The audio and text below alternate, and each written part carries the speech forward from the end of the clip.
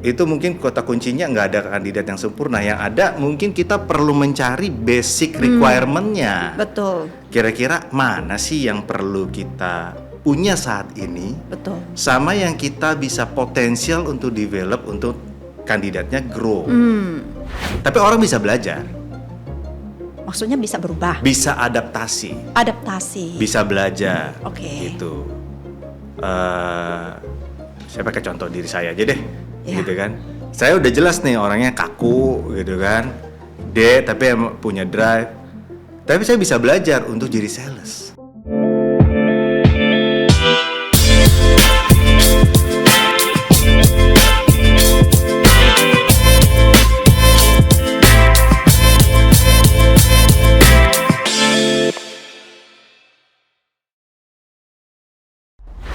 Hai Young Leaders, kembali lagi di podcast Leaders Playbook bersama saya Poni di YouTube channel Helios Informatika Nusantara. Sebelum kita mulai hari ini, saya mau coba cek dulu nih ke para Young Leaders ya. Udah dipraktekin belum ilmu-ilmu yang kita bagiin di episode sebelumnya? Terutama yang bagian managing the people. Nah, kudu dicoba loh dipraktekin supaya makin canggih ya. Tentu kalau kita sebagai leader, kita pasti seneng banget punya tim. Apalagi kalau disayang sama tim kita. Cuma kenyataannya gak semua yang sayang dengan kita akhirnya juga akan stay long bersama kita. Ada kalanya mereka memilih untuk mencari kesempatan, opportunity di luar. Sehingga people come and go. Wajar sekali apabila member dari tim kita itu akhirnya memutuskan untuk meninggalkan tim kita sendiri. Nah, sebagai leader, tentu kita harus punya skill tersendiri. Bagaimana bisa meretain tim kita supaya bisa stay as long as possible. Nah, apabila mereka akhirnya juga tetap mendecide untuk cabut, kita tentu harus mencari backfill. Nah, pada saat mencari backfill, ada skill juga harus kita miliki, yaitu hiring ya. Bagaimana kita bisa merekrut tim yang baik untuk join ke tim kita nantinya. Nah, untuk episode ke-8 ini kita akan mengangkat topik mengenai hiring and keeping the best.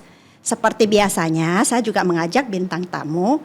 Nah, untuk bintang tamu hari ini dia adalah partner in crime bersama saya waktu di Helios.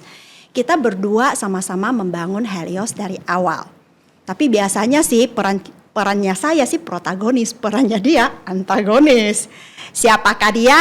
Yuk kita sambut Kak Dedi Suja. Welcome Dad. Welcome. Pak Dedi sekarang, tadi saya panggil Kak, sekarang jadi Pak ya Pak. Soalnya agak-agak susah nih Pak. Pak Dedi sekarang adalah founder and CEO dari goodseeds.id. Jadi setelah leave the group, Pak Dedi juga merintis bisnis baru dan dia pingin lebih fokus ke people ya. Benar ya Dad ya? Yeah. Nah, mungkin tadi introduction very short. Mungkin Dedi juga pingin share lebih banyak mengenai profil kepada para young leaders. Karena kalau dari jam terbang ya udah lebih dari 20 tahun juga, banyak sekali saya yakin baik itu ilmu leadership, baik itu ilmu dari managing bisnis juga yang lu udah sangat kuasai ya. Mungkin bisa introduce kepada para young leaders ya Dad. Halo young leaders, apa kabarnya?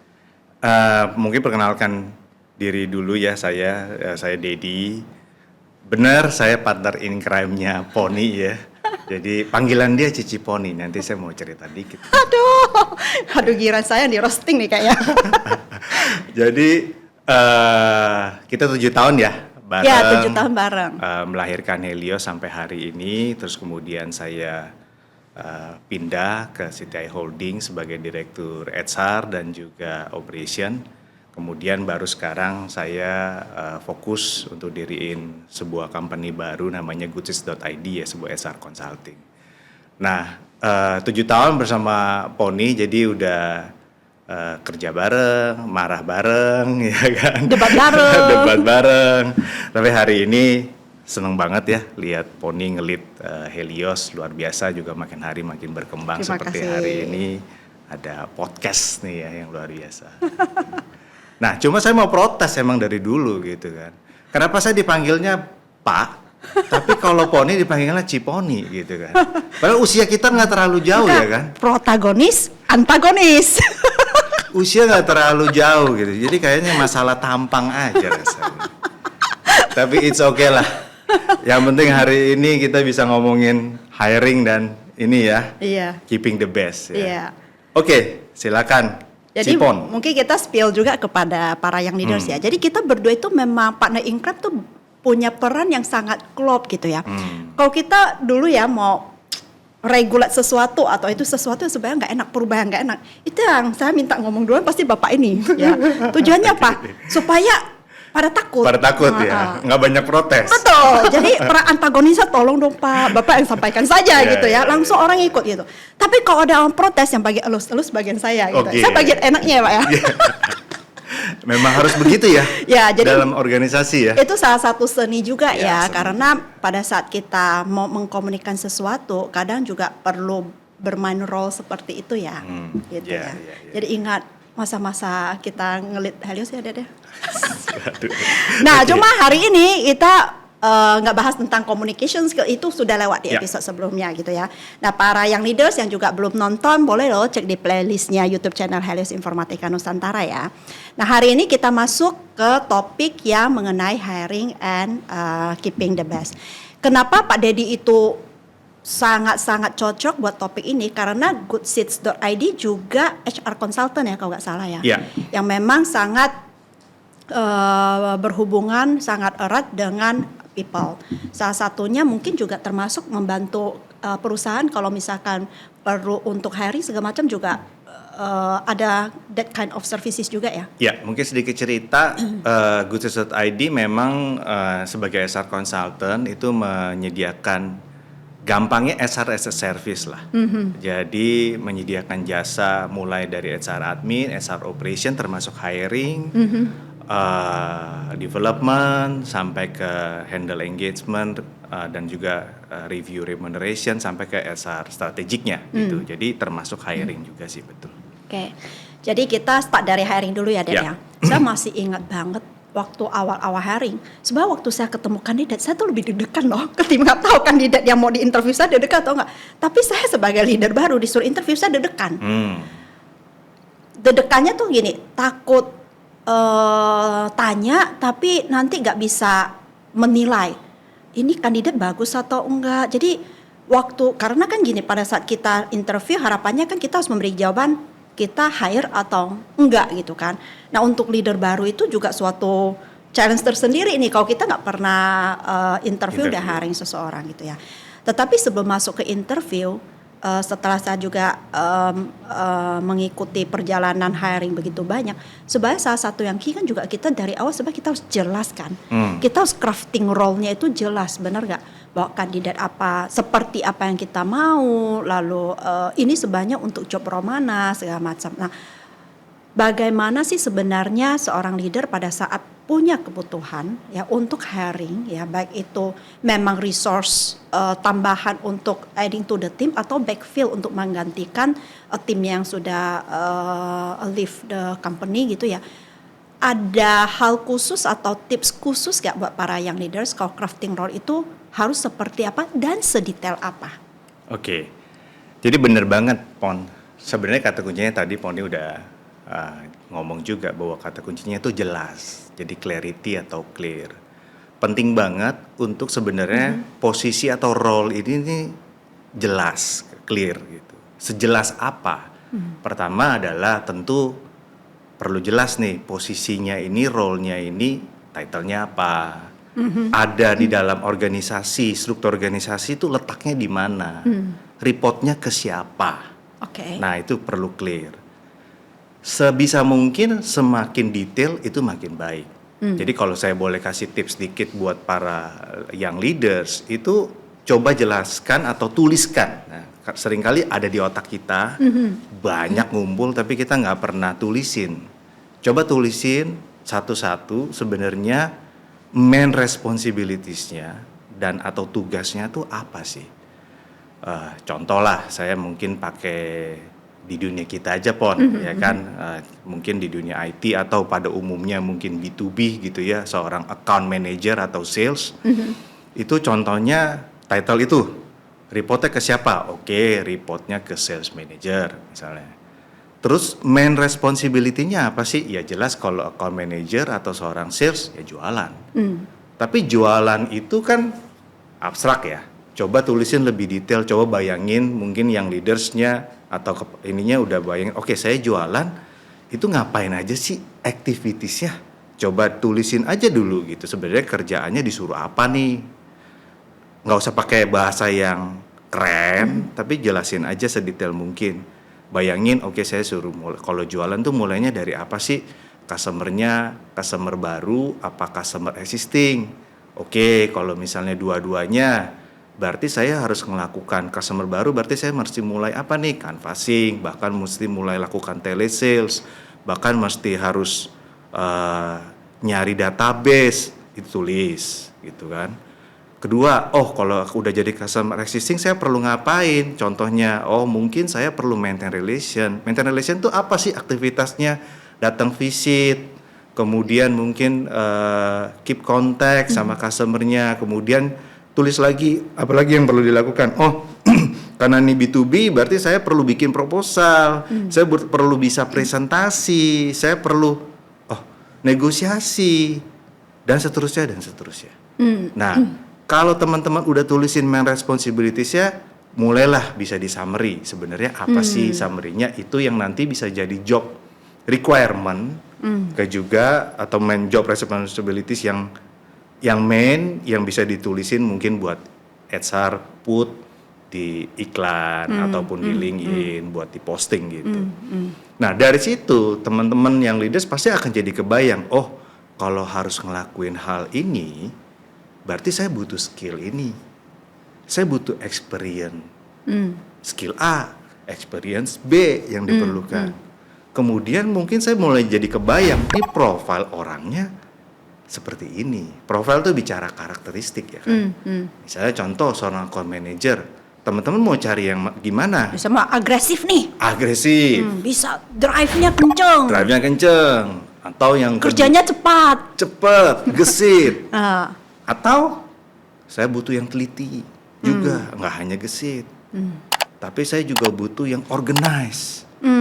Gitu. Yang kalau ini terstruktur ya, nggak loncat sana sini ya, supaya kalau dia menyampaikan sesuatu ya orang lebih gampang mengerti gitu. Betul, itu kan profile ya kan. Terus, tapi saya juga butuh yang luas.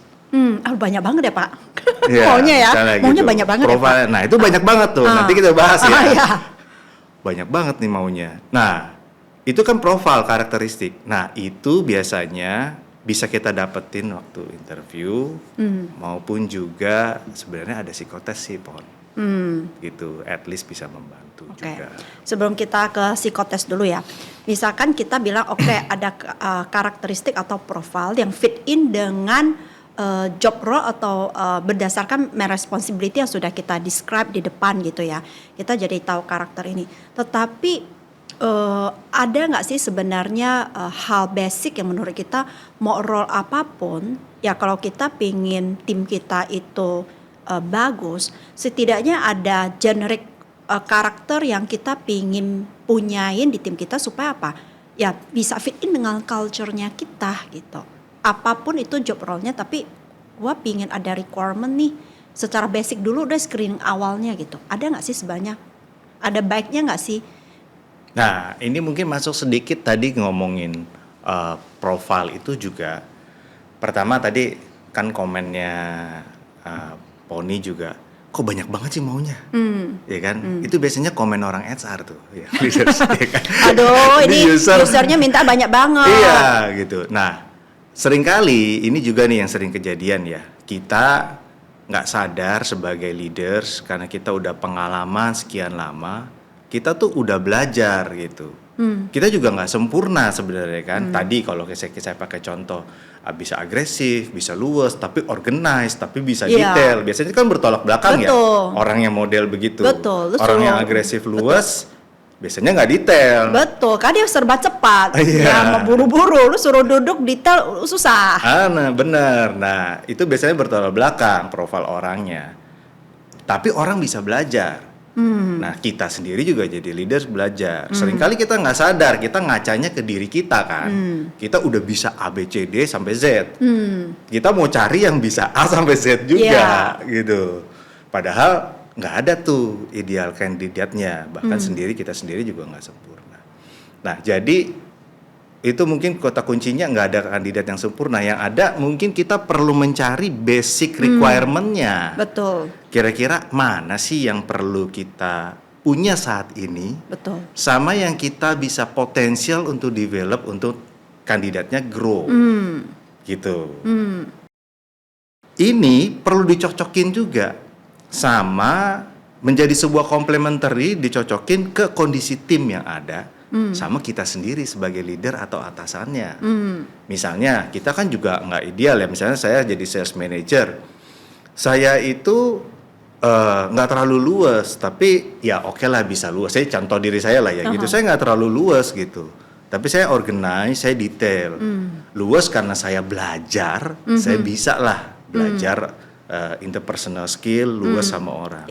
Tapi saya butuh nih tim saya yang justru bisa belusukan, masuk, yang luas gitu. Saya bisa komplimen dengan saya yang mungkin bantu organize, bantu dia. Jadi bisa cari yang komplimen. Sama dalam kondisi tim juga. Apakah memang culture-nya fit nggak nih? Betul. Jangan sampai nanti, contoh lah ya, teman-temannya ini mungkin di tim sales ini semuanya pada rame, pada bisa main, pada bisa mingle. Kita cari salesnya maunya ya mungkin nyambung juga nih sama mereka. Kalau enggak kandidatnya stres pas masuk, ini juga yang timnya juga stres. Ini kok kayak ada stranger nih di dalam gitu. Jadi culture fit juga penting banget. Contoh lain misalnya kalau misalnya culture-nya ini cukup kompetitif misalnya gitu ya, dalam artian kompetitif yang sehat gitu. Tapi mungkin orangnya ini nggak terlalu suka gitu kalau dalam berkompetisi ya, karena memang nature-nya tidak suka berkompetisi. Mungkin dia akan jadi stres gitu. Waduh, ini kok semua orang pada kompetitif banget nih. Pilihannya dua, satu dia tertrigger untuk bisa jadi kompetitif juga, atau dia malah, waduh kayaknya saya nggak sanggup deh. Gitu. Jadi mungkin perlu dipertimbangkan. Oke. Artinya memang dari awal waktu kita bicara crafting role itu gak hanya sebatas oh ini job desk-nya kayak gini yang cari yang bisa secara skill, kompetensi gitu ya. Tapi karakter itu matters ya, karena kita membayangkan ya, misal orang back office itu cari yang agresif banget, mana betah ya. Betul. Walaupun dia excel mungkin wah secara akademik resultnya dia termasuk bagus banget ya, IPK-nya tinggi, tapi karakternya itu agresif. Orang berpikir, wah anak agresif bagus, tapi kalau di job role-nya itu justru karakter itu membuat dia sengsara. Karena culture di back office kan ketelitian itu sangat penting gitu ya, bukan hanya kejar time, speed, tapi ketelitian tinggi sehingga karakter di define itu penting ya. Kedua mungkin tadi kita relate ke tim culture adalah dalam satu tim kita juga harus profile. Tim kita sekarang kombinasinya apa? Kita mau hire orang karakter apa untuk membuat tim kita lebih diverse atau lebih komplit ya, karena bisa aja pada saat kita sales industri yang di cover mungkin juga butuh karakter tersendiri gitu ya Dad ya. Jadi penting sekali kita sebagai leader pada saat kita memprepare requirement itu ke tim HR, kita udah punya gambaran kira-kira kandidatnya tuh kira-kira seperti ini gitu supaya clear pada saat di feeding CV pun bisa lebih akurat kali ya. Iya, betul.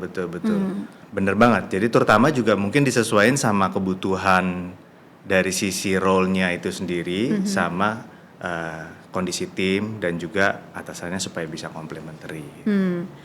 Oke. Tapi saya juga pernah kasih advice ke salah satu leader saya gitu ya.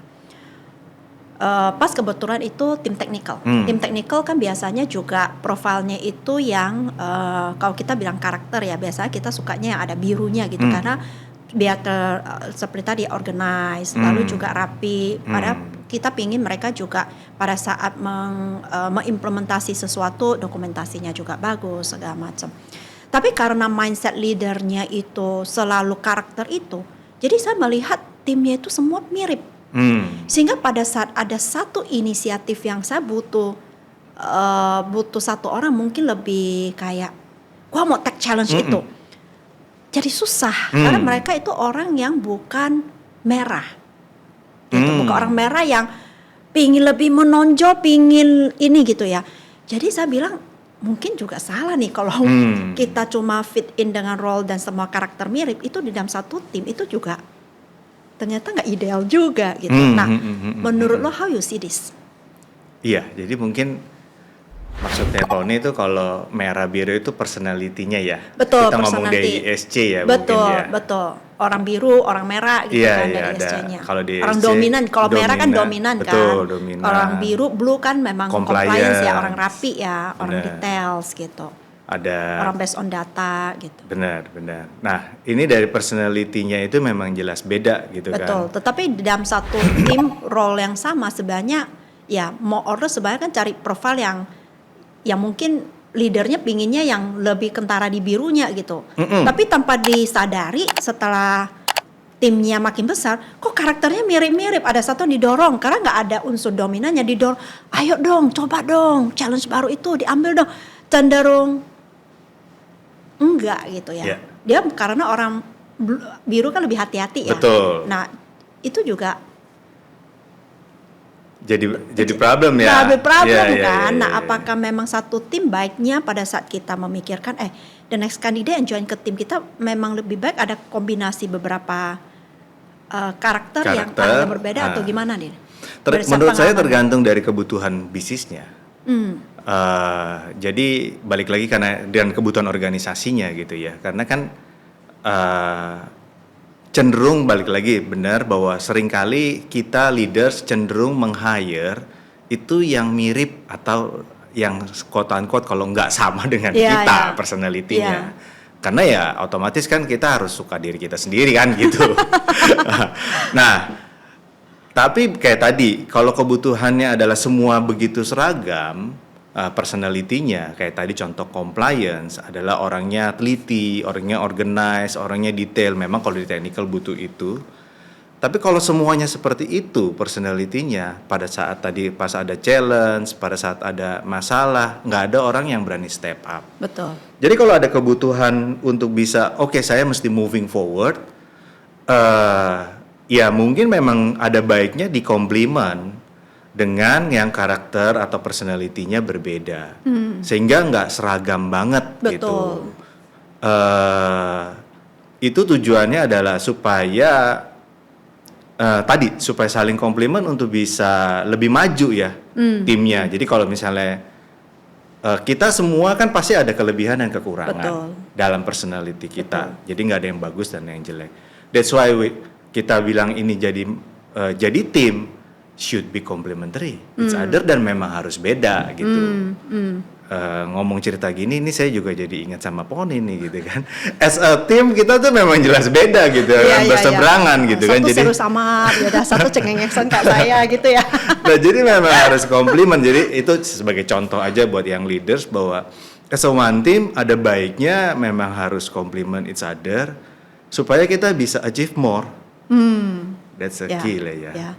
Jadi di dalam crafting role mungkin kita juga perlu put it into consideration gitu ya. Oke, kita masuk ke yang psikotes. Tadi kan Daddy bilang untuk profiling itu salah satunya tools yang bisa digunakan sebanyak oleh psikotes. Jadi memang masih sangat common lah di proses hiring itu pasti melewati psikotes ya sampai sekarang ada ya. Hampir di semua perusahaan gitu. Iya, masih common sih. Bahkan mungkin sekarang hari gini saya lihat ada yang udah combine sama AI itu. Oh. Iya, itu mereka bisa predict.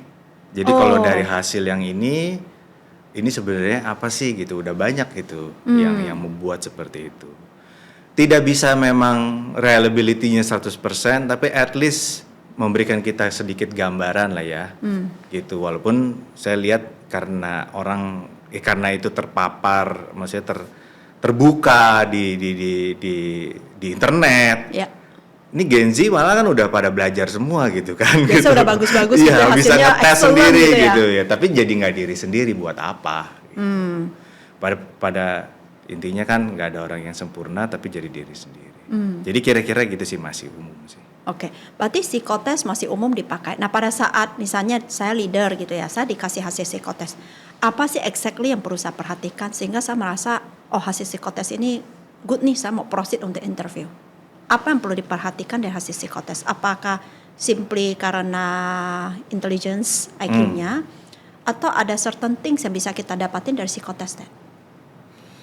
Psikotes sendiri juga banyak ya, beragam gitu, mulai dari yang paling simple personality DSC which is cuma 4 itu yang ya walaupun kita juga tahu Mungkin sekilas ada ISC apa supaya para yang leaders dari tadi kita udah merah, betul, merah, betul. kuning, hijau, biru, lalu DSC mungkin iya. ini kan pakarnya ya. Jadi coba dijelasin sedikit Pak, Pakarnya DSC sih ya. enggak ya. Tapi saya pengguna lah. D itu merah, D itu apa? D itu kan kalau dari personality test itu yang paling simpel itu DSC ya kan. D itu dominan ya, jadi orangnya mungkin cenderung ingin mengkontrol gitu kan, pengen memegang kendali, mendominasi gitu kan. Ada I itu influence, tuh orang yang orang kuning ya, kita orang kuning ya. Kita bilangnya orang kuning yang terbiasa untuk menginfluence. Biasa luas, gampang bangun mingle, hubungan, gampang mingle gitu. Terus ada hijau, S ya namanya, biasanya mungkin stability ya, dia steady biasanya steady. Orangnya stabil, steady, tenang, bisa bangun hubungan dan cenderung caring untuk ya dia, caring dan cenderung tidak suka perubahan. Gitu. Terus bagus mungkin untuk role yang memang repeating ya, kerjaan rutinitasnya repeating, mungkin S malah lebih bisa betah dan stay long kali ya. Sebenarnya sih enggak juga ya. Enggak juga ya? Iya, ada kecenderungan seperti itu. Sama yang sifatnya lebih ke service. Jadi maksudnya untuk karena ya orang kan caring kan, ya sangat sabar, caring, service gitu untuk membantu itu juga. Jadi biasa excellent cocok, di area itu gitu ya. Kalau C itu compliance ya, jadi mungkin warna biru ya. Ya C biru ya? biasanya orangnya detail, organize, database, hati-hati. Berdasarkan data kalau ngomong. Betul, berdasarkan data. Sangat hati-hati, jadi sangat sangat mungkin well plan. Jadi mungkin terkait dengan risk dan lain-lain itu cocok tuh. Jadi gitu. Lu yang mana? Saya kebetulan merah dan biru. Bapak Dedi DC ya, namanya DS tapi karakternya DC. Oke. Ya. Jadi itu dilihat dari psikotes, biasanya kalau kandidatnya jawab dengan jujur ya, sebenarnya ke-reflect ya dari hasil Ke-reflect psikotes. dari sisi karakteristik dan personality-nya, at least punya kecenderungan bilangnya ya. Kita ya. nggak bisa bilang pasti juga kecenderungan. Ya. Oke. Nah, tapi orang bisa belajar. Maksudnya bisa berubah. Bisa adaptasi. Bisa belajar. Oke. Gitu. Saya pakai contoh diri saya aja deh. Gitu kan. Saya udah jelas nih orangnya kaku gitu kan. D tapi punya drive. Tapi saya bisa belajar untuk jadi sales. Bisa belajar untuk mingle, bisa belajar untuk bangun hubungan sama orang, hahaha, bukan nggak bisa gitu. Walaupun pulang energi drain banget ya.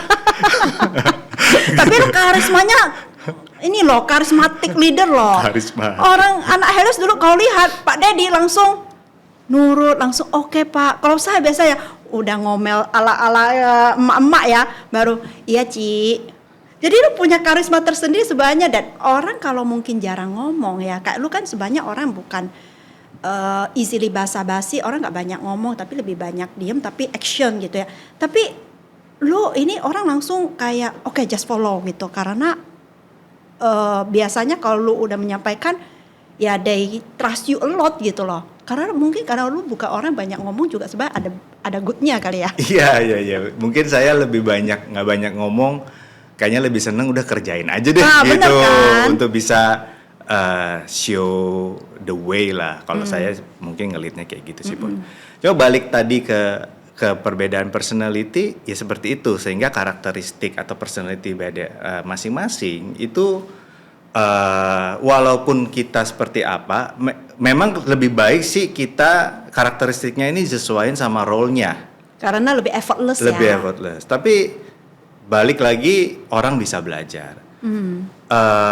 Contoh lagi ya banyak sekali saya tahu banget gitu kan, kita tahu bos kita Pak Hari gitu kan. Ya sebut loh ya, Pak Hari bukan saya yang sebut, dia yang sebut. Sampai sekarang masih bos gua, bukan bos lu, tapi bos gua nih Dad. Iya, itu dari SC-nya S. Ya. Tapi dia luar biasa gitu. Persistensinya bagus banget. Punya drive, Betul, ya betul, kan. betul. Bangun hubungan udah jelas ya karakteristik Ya. S. Tapi juga punya, biasanya yang tadi saya bilang tidak cenderung tidak mau berubah. Buktinya seorang Pak Hari sangat punya driven untuk bisa berubah, beradaptasi gitu. Jadi orang bisa belajar sih. Gitu. Nah ini menurut saya satu hal lagi yang nanti kita bisa discuss lebih jauh soal potensial, ya kan? How kita juga perlu melihat potensi orang terlepas dari personality yang dia punya, pengalaman atau skill yang dia punya saat ini. Oke. Berarti buat para yang leaders jangan psikotes itu kita langsung yakin bahwa Plek-plekan gitu plek-plek ya. gitu ya, tapi kita juga perlu validasi lebih jauh lagi, Ya. mungkin lewat proses interview gitu ya. Dan nah seingat gua selain DISC juga masih ada informasi lainnya loh di psikotes biasanya. Kalau kita mau ini, kalau saya mau lihat ini orang speed kerjanya cepat ya, ini orang punya motivasi sendiri nggak, ini orang punya ownership nggak, itu bisa nggak sih dilihat dari psikotes? Ya, jadi psikotes ada beberapa lah ya. Mungkin tadi DC yang paling simpel. Ada, saya sebenarnya bukan pakarnya lah ya, walaupun tahu gitu. Ada MBTI ya kan, ada 16 itu juga cukup populer lah, sorry. Terus kemudian ada Papikostik yang lebih detail gitu. Dan banyak lagi sebenarnya, bahkan ada yang jauh lebih detail sampai 50 karakteristik gitu. Dari situ tentu bisa kelihatan ya kan. Orang bisa nilai, oh dari sisi mungkin IQ, ketekunan lah, kemudian cara mereka bekerja. Jadi banyak banget angle-angle yang bisa diambil gitu. Tapi tentunya saja sekali lagi itu perlu kita validasi atau dengan interview. Karena tidak bisa kita telan mentah-mentah lah ya. Karena bisa saja pada saat orang melakukan itu dalam situasi yang tidak ideal, dia juga mungkin lagi kurang enak, atau mungkin juga orangnya sudah mengerti, yang sering kejadian orang udah tahu gitu, sehingga ya dia bisa quote unquote manipulasi. Dia pengen tahu, oh kan dia tahu job role yang dia mau apply itu kemungkinan cari, jadi dia sebenarnya manipulasi. Ini juga bisa jadi ya. Oke, artinya psikotes itu salah satu tools. Pada saat kita mau proceed ke interview, kita combine dong dengan CV. Nah, kalau dari sisi CV, apa yang biasanya perlu kita pay attention more sehingga combination that CV and psikotes kita yes, I want to proceed to interview. Oke, CV tentu bicara soal pertama kali pendidikan, pengalaman, kemudian ya bicara pengalaman kan bisa pengalaman dari sisi. Kalau fresh graduate misalkan. Fresh grad ya tentu kan pengalaman dia organisasi, pengalaman dia sekolah, hasil GPA atau IPK-nya dia ataupun prestasi-prestasi apa gitu. Sama aktivitasnya apa gitu. Kalau professional hire ya kita bisa lihat sebenarnya apa sih pekerjaan yang sudah dia lakukan dan apa result yang sudah didapatkan. Sebenarnya sama sih dua hal itu, cuma kalau fresh grade mungkin lebih ke masa dia bersekolah, kuliah dan sekolah. Kalau pekerjaan kalau yang for hire kan udah ada working experience-nya. Tapi teknik psikotesnya sebenarnya sama lah. Sama, karena itu lebih ke personality. Baik, Prof Hire pun melewati psikotes. Baiknya sih menurut saya tetap sih gitu. Walaupun kita kayak udah kenal dia gitu, gua pingin approach dia join ke tempatku gitu ya. Better tetap divalidasi juga, coba psikotes gitu untuk melihat apa yang kita mengerti atau mengenal dia apakah benar reflect dari hasil psikotes atau enggak gitu ya. Jadi complementary data lah. Oke. Nah, psikotes udah, CV udah. Sekarang kita kayak, decide gue mau interview kandidatnya nih, gitu ya. Nah kan saya bilang ya, interview itu buat leader baru itu PR tersendiri nih, deg-degan. Jangan sampai kandidatnya, CV-nya saya mesti tanya bagian mana, psikotesnya sudah baca saya mau relate itu gimana gitu ya. Pada saat interview biasanya ada teknik gak sih, teknik khusus gak sih pada saat interview, atau sebanyak sebatas ya kita lihat CV ya tanya aja apa yang kita mau gitu. Ada teknik tersendiri nggak kalau kita bicara interview kandidat?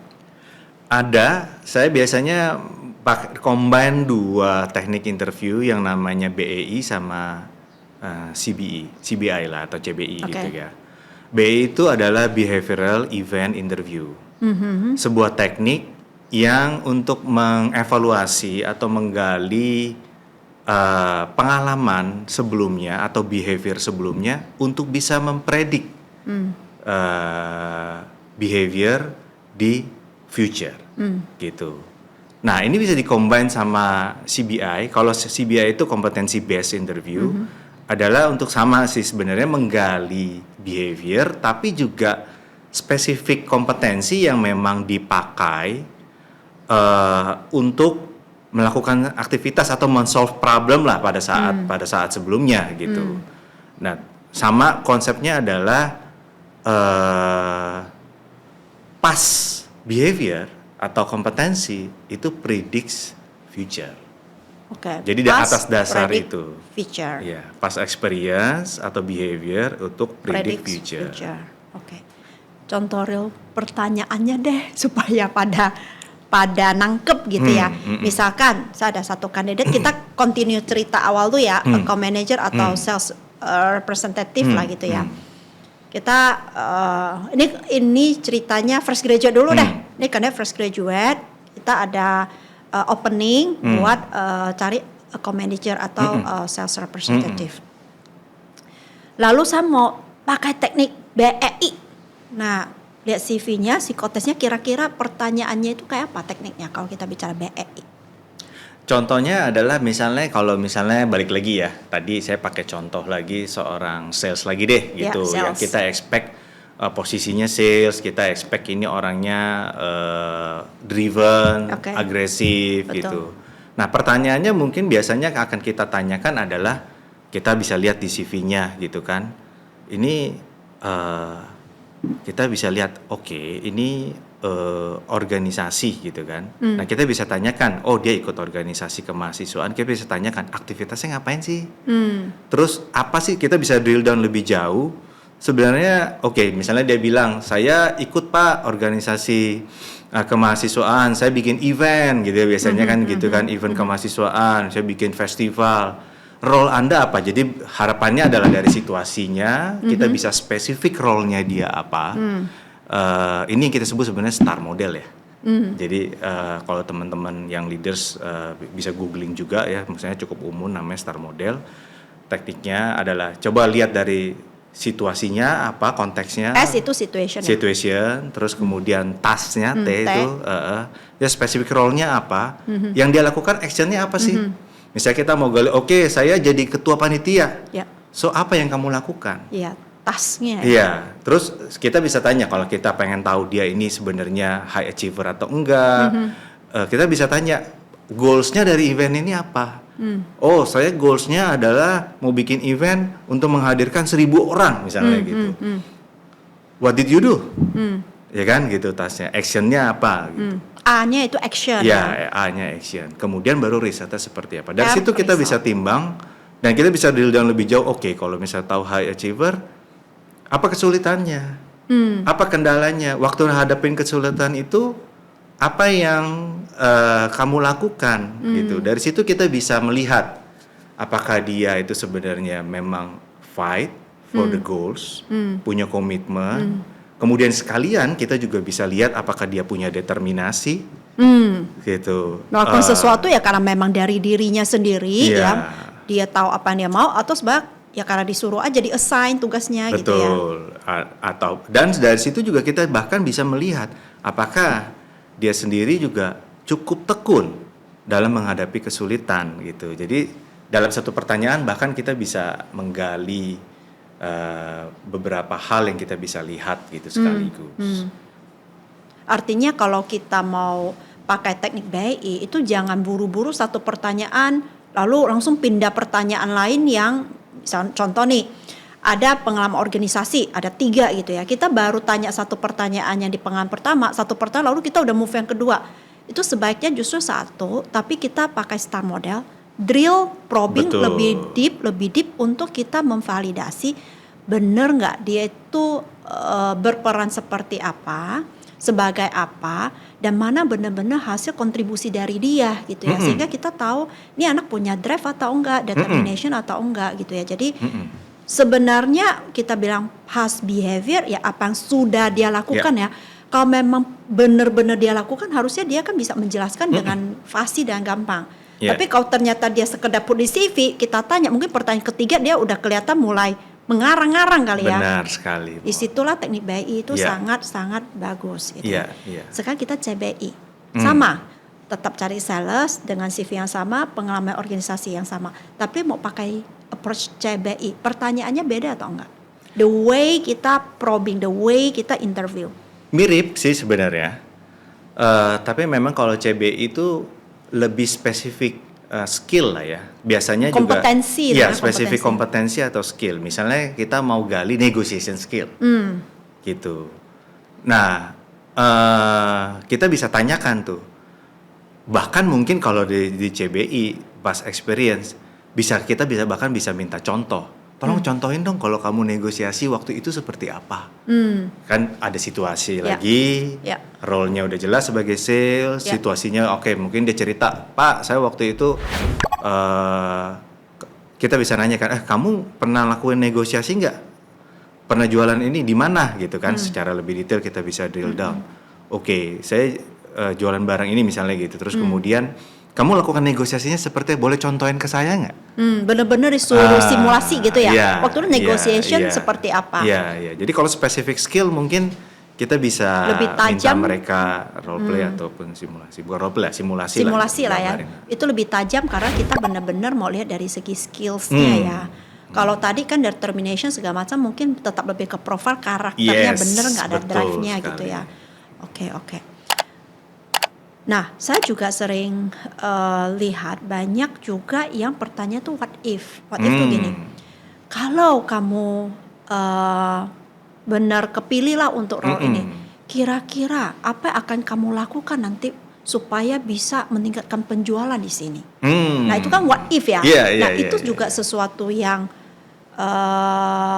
bagus dan kita bisa mengambil kayak kesimpulan dari situ mengatakan atau sebenarnya itu gak terlalu ngefek sebenarnya karena anak pinter mungkin juga jago ngomong kan. Betul. In most cases what if questions itu perlu atau enggak sih? Balik lagi, kalau kita mau lihat behavior ataupun karakteristik, kayak tadi kita mau lihat determinasi, mau lihat cara dia apakah dia itu cukup luwes, apakah dia punya persistensi atau enggak gitu. Intinya kita mau lihat behavior ataupun karakteristik, jangan pakai what if.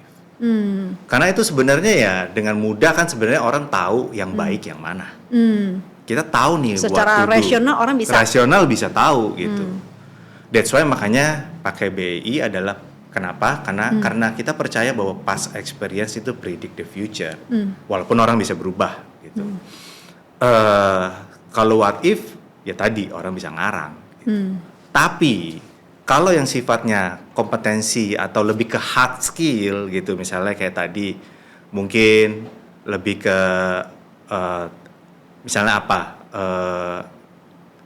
Negosiasi ataupun mungkin yang related sama digital marketing, yang sifatnya lebih ke hard skill lah, itu bisa gitu. Bahkan mungkin menurut saya kalau yang lebih ke hard skill itu kita bisa pakai skill test, gitu. Jadi nggak hanya interview waktu kita tanya, boleh pakai what if. Misalnya contoh lah kita mau minta dia untuk menjelaskan sebuah business plan misalnya gitu. Kita kasih case, nanti kamu bisa presentasi ya, itu kan what if gitu. Untuk menjelaskan sebuah kompetensi dia, sebenarnya dia ngerti nggak sih dia ngerti nggak sih. Bahkan mungkin saat ini beberapa company melakukan yang namanya kayak focus group discussion, gitu kan, dikasih case. Dari situ mereka mau lihat kan sebenarnya. Mungkin itu kalau itu mau melihat atau mau assess cara berpikir mereka kali ya. Benar, cara berpikir. Kemudian juga kayak kemampuan hard skill tersebut gitu. Apakah memang dia bisa menguasai dengan baik, bisa present, menguasai bisnis plan itu seperti apa gitu kan. Terus kemudian kalau misalnya kita mau hire buat accounting, biasanya kita by interview kita bisa kasih case kan what if juga gitu, sehingga dia bisa bicara, Pak kalau begini problemnya seperti ini, itu what if. Tapi kalau untuk balik lagi behavior ataupun karakteristik, itu lebih baik jangan pakai what if. Tapi dari situ menurut saya tetap bisa dilakukan, balik lagi kejelian seorang HR ataupun employer untuk bisa menggali itu juga diperlukan, sehingga kita bisa lihat sebenarnya ini orangnya tricky apa enggak sih. Hari gini kalau teman-teman googling sangat populer ya, namanya bukan customer experience lagi nih, tapi juga employee experience. Dan employee experience itu start from day one, orangnya masuk. Jadi onboarding tuh jadi penting banget. Knowing kita lah hadapi yang namanya talent war, sehingga experience mereka di hari pertama itu juga jadi penting. Artinya preparation is the key. Kita perlu siapin nih, nanti pada saat orangnya masuk, bahkan mungkin sebelum dia masuk kita udah bisa kasih dia preparation. Ada email gitu kan, atau informasi, kamu itu nanti kalau masuk reportnya ke supervisornya si A ya, si kakak A gitu kan gitu. Nanti ada badinya ya, kakak B gitu misalnya, if possible lah gitu. Ada badinya, ada leadernya gitu, yang direct reportnya gitu. How to communicate this? Jadi kita perlu kasih pengertian bahwa ini bukan sprint, ini maraton, gitu. Jadi kalau kamu gagal, ya jangan merasa putus asa, tapi bisa kok. Dan kita sebagai leadernya justru dibutuhkan adalah show the way, tapi juga mendampingi dia di dalam progres dia untuk bisa maju gitu.